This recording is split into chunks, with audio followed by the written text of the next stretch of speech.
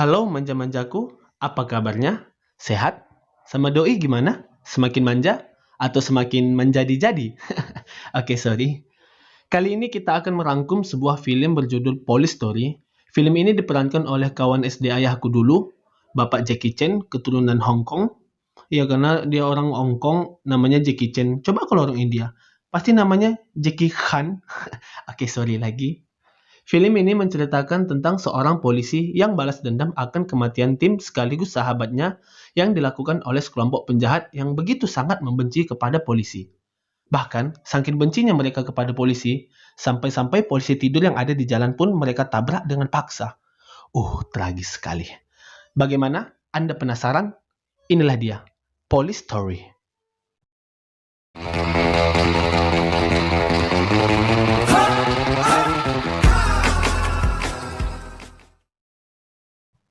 Scene awal diperlihatkan seorang penjahat yang merasa ditipu oleh pemilik kasino dan menyandera dua orang sipil. Ia pun meminta media untuk meliput dirinya, bukan untuk pansos, melainkan ingin menunjukkan dan mengeluarkan keluhan serta unek-unek agar ditonton oleh sepemilik kasino.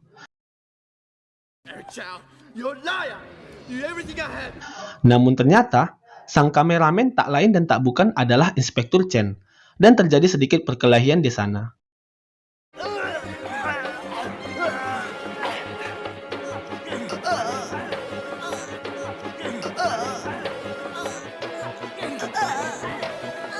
Pada saat pin granat sudah dilepas, dengan sigap Inspektur Chen langsung membuang granat tersebut ke dalam got.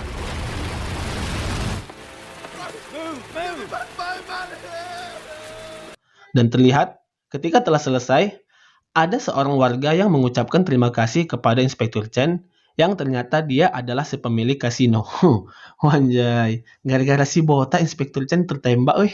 Dan gara-gara dia juga tikus-tikus di got itu bermatian. Pala awak. Esoknya, ketika Inspektur Chen sedang briefing bersama timnya, terlihat pacar Inspektur Chen bernama Sun Hoye sedang meledek agar terlihat uwu-uwu di depan umum. Orang lagi serius malah diledekin. Untung cowoknya penyabar. Coba aku tadi jadi Inspektur Chen. Pasti langsung ku peluk. Oke, lanjut. Scene berpindah ke sebuah adegan di mana sekelompok penjahat, ini Lau Tintin, File, Max Leung, Su Chou, dan ketuanya bernama Jo Quan. Mereka adalah penjahat, perampok, sekaligus haters berat dari polisi. Dan mereka memiliki latar belakang keluarga yang kaya. Tidak seperti kita, yang masih beli rokok Surya pakai kotak Magnum. Ketengan dong. Iya dong. Mereka berniat ingin merampok sebuah bank dan menyandera petugas keamanan bank tersebut.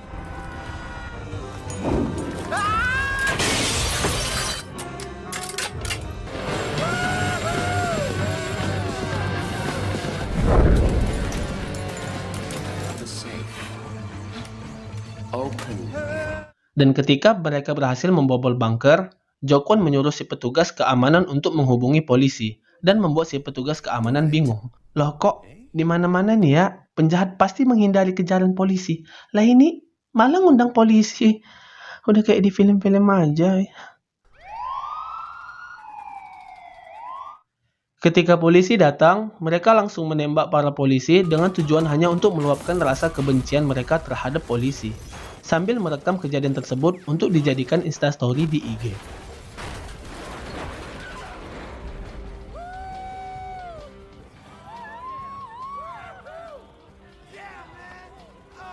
Pasukan polisi yang lain datang membantu dan membuat para penjahat lari ke dalam gang sempit. Ketika berlari, Su Chou tidak sengaja menjatuhkan uang haram tersebut dan ia pun kepergok oleh Sam, salah satu anggota kepolisian. Namun naas, Sam pun gagal menangkap Su Chou dan ia pun malah tertembak di bagian lambung agak ke bawah dikit dekat selangkangan.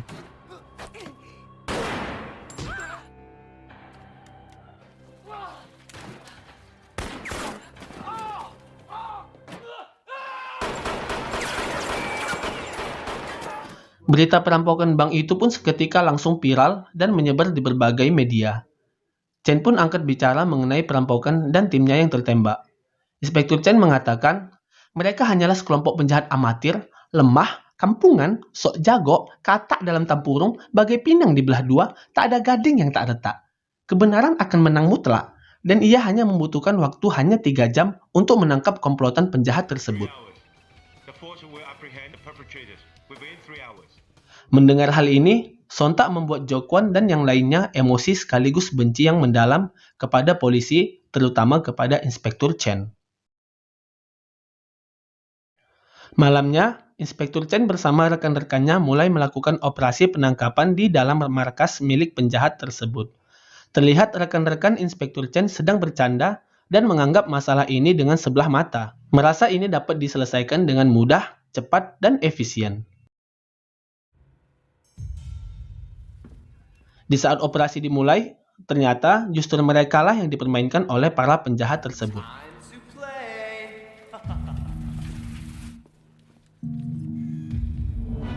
Satu persatu rekan-rekan Inspektur Chen masuk ke dalam jebakan, ada juga yang tertembak, ada yang diculik, ada yang dipukul, dan ada juga yang selamat karena tidak ikut dalam operasi tersebut. Singkat cerita, yang tersisa hanyalah Inspektur Chen seorang dan mendapati teman-temannya sudah tergantung di atap-atap bangunan. Tak lain dan tak bukan itu adalah ulah para penjahat tersebut. Dan di saat Inspektur Chen meminta kepada Jo Kwon untuk melepaskan teman-temannya, Jo Kwon setuju, namun dengan syarat Inspektur Chen harus mengikuti sebuah challenge. Bukan sikuan, ternyata Jo Kwon memenangkan challenge tersebut.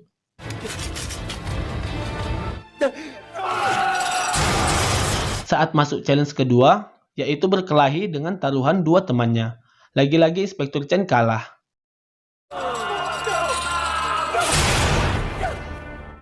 Merasa dicurangi, Inspektur Chen langsung menembak dengan membabi buta. Belum sampai situ, Jo Kwon membakar tali yang mengikat Hong. Inspektur Chen pun bergegas untuk membantu menyelamatkan Hong. Belum juga sampai situ, ternyata Jo Kwon telah memasang bom di setiap sudut ruangan. Dengan sebuah troli Ramayana, Inspektur Chen pun mendorong teman-temannya bagaikan beras bulog 30 kilo dengan gigih, semangat, dan pantang menyerah. Tegang bet, euy. Semua teman-teman Inspektur Chen gugur dalam insiden tersebut. Dan Inspektur Chen juga terlihat seperti depresi setelah kejadian ini. Dia selalu melamun, mabuk-mabukan, melamun sambil mabuk-mabukan, atau mabuk-mabukan sambil melamun. Ya melamun sambil mabuk-mabukan. Ya udah. Di saat sedang rebahan di sebuah gang kecil, Inspektur Chen dihampiri seorang pria bernama Zheng Xiaofeng, lalu membawanya pulang. Zhou Xiaofeng merupakan anggota kepolisian yang ditugaskan dari Komandan Tai. Iya serius, namanya memang Komandan Tai. Untuk menjadi partner kerja Inspektur Chen. Malamnya, Inspektur Chen melakukan agenda rutinnya dengan mabuk-mabukan. Lalu Feng menelepon Inspektur Chen, memberitahu bahwa dia kini lagi berada di rumah pacarnya Inspektur Chen, dan menyuruh Inspektur Chen untuk segera datang ke rumah sang pacar. Ketika datang, ternyata itu adalah hari ulang tahun si pacar, dan Feng sudah mengatur semuanya, agar Inspektur Chen mau bertemu dengan sang pujaan hatinya kembali. Karena semenjak insiden tersebut, Inspektur Chen merasa bersalah dengan dirinya sendiri, dan Inspektur Chen tidak mampu untuk melihat wajah kekasihnya lagi.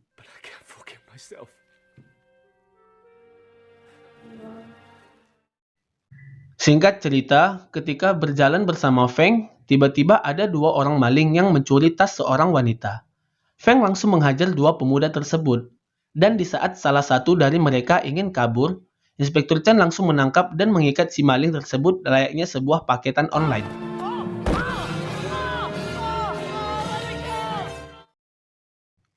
Esoknya, Feng dan Inspektur berada di kantor polisi untuk menghukum pencuri tersebut. Terlihat Inspektur Chen tengah tertidur pulas di sebuah kursi tunggu. Tak lama datanglah Komandan Chu Chen yang mengira Inspektur Chen adalah sejenis janda bolong dan menyiramnya. Inspektur Chen pun terbangun. Di sini terlihat Komandan Chu Chen mengintimidasi Inspektur Chen, mengungkit kejadian masa lalu Chen yang menewaskan teman-temannya. Lalu Feng pun membela Inspektur Chen dan terjadi sedikit adu mulut di sana. Dan akhirnya mereka memutuskan untuk taruhan siapa yang duluan menyelesaikan kasus ini, maka dialah pemenangnya. Dan yang kalah harus meminta maaf di hadapan publik.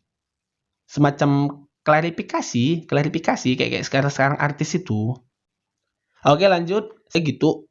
Kita fokus saja ke si Jokwon yang tengah tertidur langsung digeblak ayahnya dengan bantal agar ia bangun dari tempat tidurnya. Get up! Lazy shit! It's embarrassing, lazy shit! Ibu Jokwon pun datang untuk menenangkan Jokwon dan memberikan Jokwon uang buat beli es krim Turki. Hal inilah yang mendasari Jokwon kenapa ia begitu membenci polisi, karena didikan ayahnya begitu keras terhadapnya, berbeda dengan ibunya yang memanjakan Jokwon. Terlihat, Jokwon melampiaskan amarahnya dengan menembak manekin polisi dan sparring dengan teman-temannya. Scene berpindah ke Inspektur Chen yang menyadari ternyata insiden kejadian mereka beberapa waktu yang lalu itu diubah menjadi visual animasi game online, bukan PUBG, apalagi Free Fire, karena di game ini ada pintunya. Lalu, Inspektur Chen dan Feng pergi ke sebuah bar untuk menemui Sam Wong, mantan angkatan polisi sekaligus sahabat lama dari Inspektur Chen. Saat ditanya keberadaan Sam Wong, anak buahnya menolak untuk memberitahu, dan terjadi perkelahian manja di sana. Setelah capek berkelahi, akhirnya Sam Wong pun menampakkan dirinya. Lama menyusahkan. Inspektur Chen pun bertanya kepada Sam Wong mengenai insiden tersebut, karena ia satu-satunya polisi yang berada di dalam gang pada saat pengejaran. Namun, Sam Wong enggan untuk menjawab dan terkesan seperti menutup-nutupi kejadian tersebut. Ada apa gerangan? What's going on, baby? Damn, man. Nanti kita akan tahu jawabannya. Karena terus didesak, akhirnya Sam pun memberikan barang bukti berupa jam tangan peninggalan si penjahat saat pengejaran. Dan ia mengatakan bahwa si penjahat itu adalah pendiri dari X Games. Oke, lanjut. Mereka pun menyelidiki dan mendatangi lokasi base camp yang berada di atas gedung, tempat di mana para penjahat itu nongkrong dan bermain gembira. Setelah berjalan menyelusuri lokasi, Inspektur Chen pun melihat seorang pria yang tengah duduk dengan menggunakan jam tangan yang sama dengan barang bukti tersebut. Pria itu pun menyadari kehadiran polisi, langsung menelepon Jokwon memberitahu ada polisi datang kemari. And I'll meet you there. Terlihat, Sam Wong berada di lokasi yang sama atas perintah dari Komandan Chiu Chen untuk mencari penjahat tersebut. Namun tiba-tiba, dengan freestyle BMX, Lau Tintin langsung menembak dada Sam Wong, sontak membuat orang-orang berlarian ke sana kemari dan tertawa.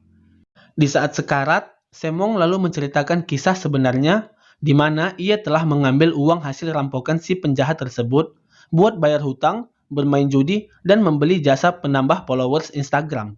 Udah mau mati, baru ingat dosa. Lanjut.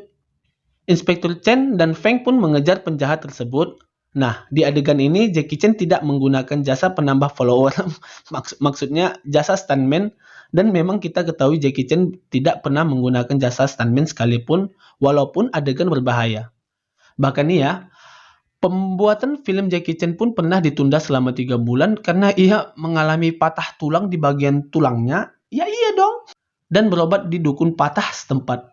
Dan yang lebih menegangkannya lagi, dia tidak pakai BPJS. Wow.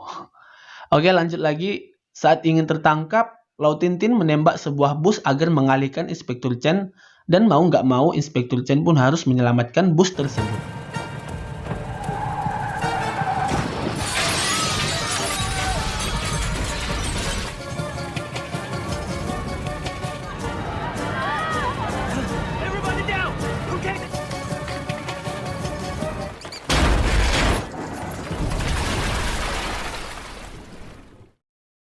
Keesokan harinya, Inspektur Chen pun mengikuti Jokwon yang tengah mengendarai mobil agar terlihat baik jalannya. Dan ternyata, Jokwon menuju ke rumah pacarnya Inspektur Chen untuk menjebak dan mengkambing hitamkan pacar Inspektur Chen. Dan disuruh agar datang ke kantor polisi untuk menemui Chen. Mengetahui hal tersebut, Inspektur Chen bergegas menuju kantor polisi dan mendapati Sun Hoye telah terikat dengan sebuah bom yang mana ia harus menyeimbangkan bola di bom tersebut jikalau tidak ingin meledak. Inspektur Chen pun membawa ke ruangan yang lain dan ia pun pergi untuk mencari bantuan. Namun, Sun Hoye pun nekat untuk memotong kabel bom itu.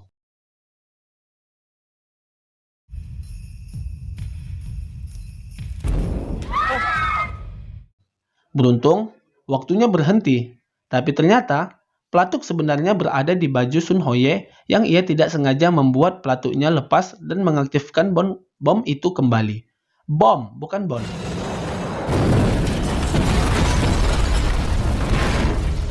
Akibat kejadian ini, Sun Hoye terluka parah dan harus dibawa ke rumah sakit Jati. Inspektur Chen pun dipenjara dengan tuduhan kelalaian dan mengancam keselamatan orang. Dan terlihat Jokwon dan rekannya datang lalu mengatakan mereka ingin menyakiti Sun Hoye dan merampok bank malam ini juga. Another bank tonight. The game continues. Inspektur Chen pun memohon kepada sipir untuk membebaskan mereka agar bisa menyelamatkan Sun Hoye. Dengan main cantik, sipir itu memberikan kunci dengan cara yang tak terduga. Singkat cerita, Inspektur Chen pun langsung menuju bank Hong Kong di mana Jo Kwon dan rekan-rekan sedang merampok bank tersebut.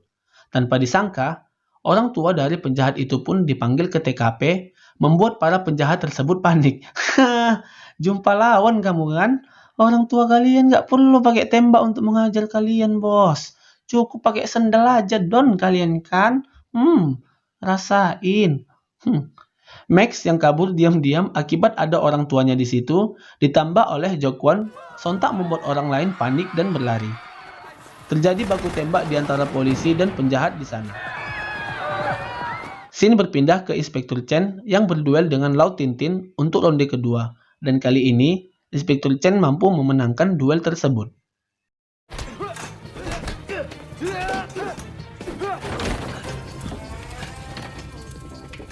Pada saat Jo Kwon datang dan langsung menembak Inspektur Chen, namun tembakannya malah mengenai teman Jo Kwon di bagian lambung agak ke ujung sedikit dan membuat Tintin sekarat.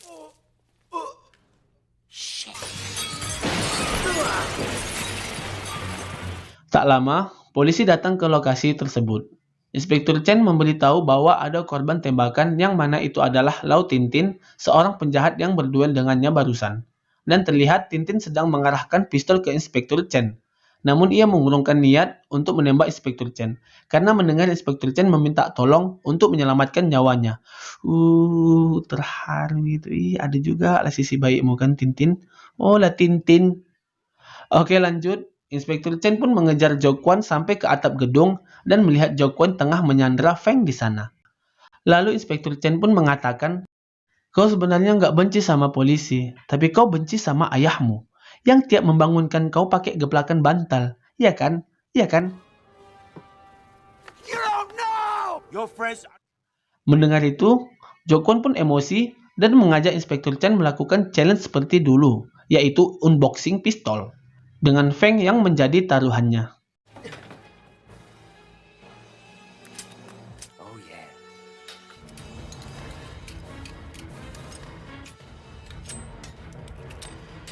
Dan kali ini, Inspektur Chen pun menjadi pemenangnya. Mampul.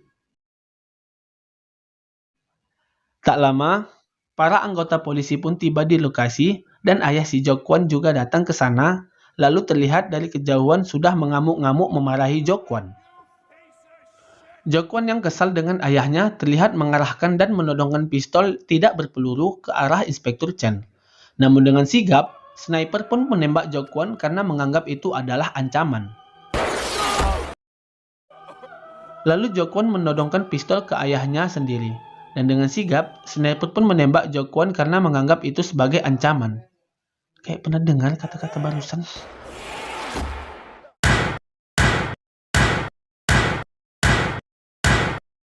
Jo Kwon pun tertembak dan wasted di tempat. Ayahnya terlihat sedih bercampur sesal melihat putra semata wayangnya harus mati tragis seperti ini.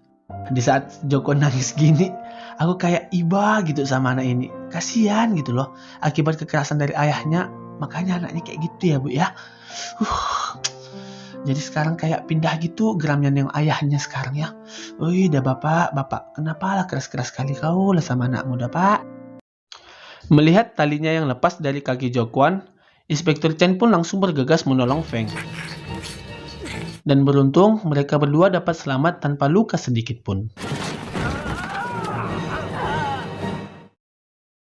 Oke lanjut, scene berpindah ke Sun Hoye yang telah pulih dan diizinkan untuk pulang ke rumah oleh si dokter.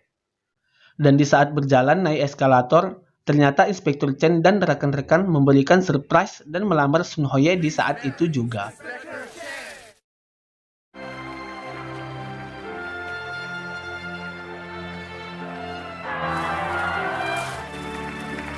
So sweet banget. Jadi pengen dilamar dengan cara gini. Siapalah polisi yang mau melamar aku ya? Oke, sorry.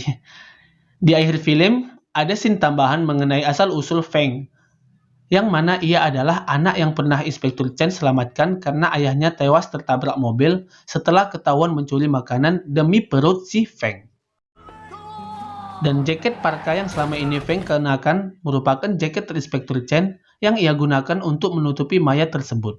Dan ternyata, Feng bukanlah seorang polisi, melainkan ia hanya berniat ingin membantu Inspektur Chen sebagai balas budi selama ini. Dan film pun berakhir. What's your name? I'm Frank Cheng. Oke, pesan yang bisa kita ambil dari film ini sebenarnya cuma satu, yaitu jangan manjakan kali anak Anda, jangan terlalu keras juga terhadap anak Anda, atau Anda akan menyesal di kemudian hari karena anak Anda telah kecanduan obat-obatan, kecanduan warnet, jongkok di pinggir jalan sambil ditemani oleh teh gelas dan rokok Samsu di tangannya. Nengok balapan liar, cuman nengok aja pula itu. Waduh, sedih kali ya. Oke, nggak apa-apa, yaudah. Yaudah, cukup kali ini video yang saya berikan kepada kalian, para manja-manjaku. Saya dan kru yang berbagi tugas pamit undur diri. Kalau ada sumur di ladang, jangan lupa naik motor Grab. Kalau ada paket data yang panjang, jangan lupa klik tombol like dan subscribe. Sedap kan puisiku kan? Oke, dah lah.